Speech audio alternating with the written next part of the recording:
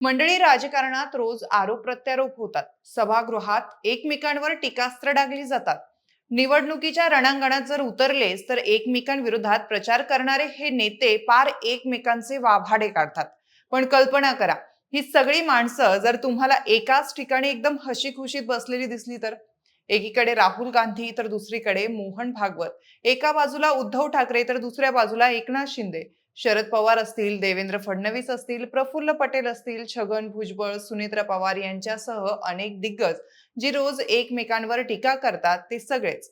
हो, हे कोणत्याही चित्रपटाचं दृश्य नाहीये. ही गोष्ट आहे महाराष्ट्राच्या राजकारणातील सर्वात प्रभावशाली घराण्यांपैकी एक असलेल्या पवार कुटुंबातील विवाह सोहळ्याची. राष्ट्रवादी काँग्रेसच्या खासदार सुप्रिया सुळे यांच्या कन्या आणि ज्येष्ठ नेते शरद पवार यांची नात रेवती सुळे हिचा सारंग लखानी यांच्यासोबत विवाह पार पडला. आणि या विवाह सोहळ्याला देशातील नेते, उद्योगपती, बॉलिवूडमधील ताऱ्यांनी हजेरी लावली.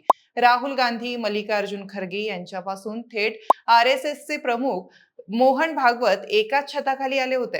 तर दुसरीकडे बॉलिवूडचा किंग खान शाहरुख खान आणि महानायक अमिताभ बच्चन यांचा डान्स यांच्या एंट्रीने या लग्नात अक्षरशः चार चांद लावले.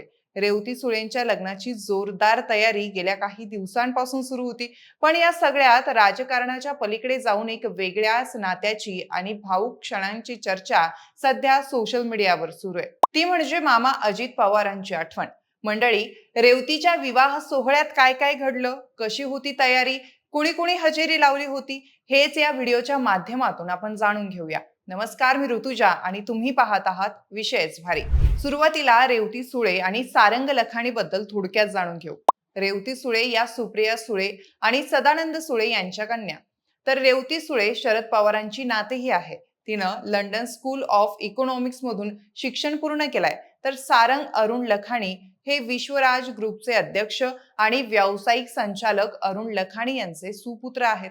ते एक उत्कृष्ट बॅडमिंटनपटू असून त्यांनी राष्ट्रीय आंतरराष्ट्रीय स्पर्धेमध्ये सहभाग घेतलाय. मंडळी, भारतीय राजकारणात पवार पॅटर्न जेवढा चर्चेचा असतो तेवढीच चर्चा पवारांच्या घराच्या शाही लग्न सोहळ्याची रंगली आहे. मुंबईत गेल्या काही दिवसांपासून या लग्नाची लगबग सुरू होती. रेवती सुळे आणि सारंग लखानी यांच्या विवाहासाठी विशेष तयारी करण्यात आली होती. प्रत्येक गोष्ट अत्यंत बारकाईने नियोजित करण्यात आली होती. लग्नस्थळाची सजावट पाहून जणू एखाद्या राजवाड्याचं रूपांतर स्वर्गात झालं आहे असं वाटत होतं.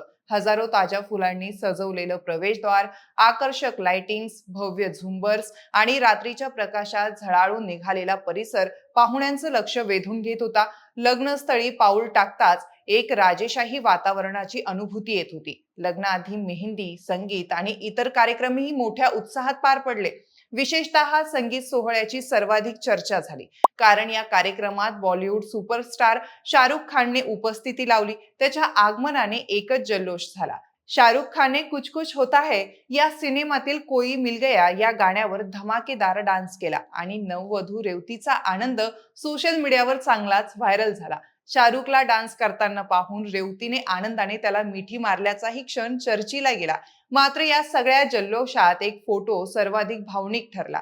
तो म्हणजे शरद पवार यांचा. गेल्या काही दिवसांपासून त्यांच्या प्रकृतीबाबत चर्चा सुरू होती, तरीही त्यांनी व्हीलचेअरवरून आपल्या नातीच्या लग्नाला उपस्थिती लावली.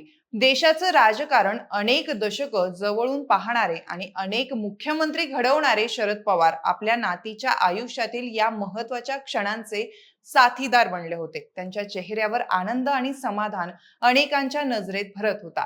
तर दुसरीकडे रेवतीचे मामा म्हणजेच महाराष्ट्राचे दिवंगत नेते अजित पवार यांची आठवणही येत होती. सोशल मीडियावर रेवतीला आशीर्वाद देतानाचे मामा अजित पवार यांचे फोटो AI करून व्हायरल करण्यात आले होते. तर दुसरीकडे या लग्नात आणखीन एक गोष्ट सर्वांच्या नजरेत भरली, ती म्हणजे गेल्या काही वर्षात पवार कुटुंबात राजकीय फूट पडलेली असली आणि पक्ष वेगळे झालेले असले तरी रक्ताची नाती कायम राहिली.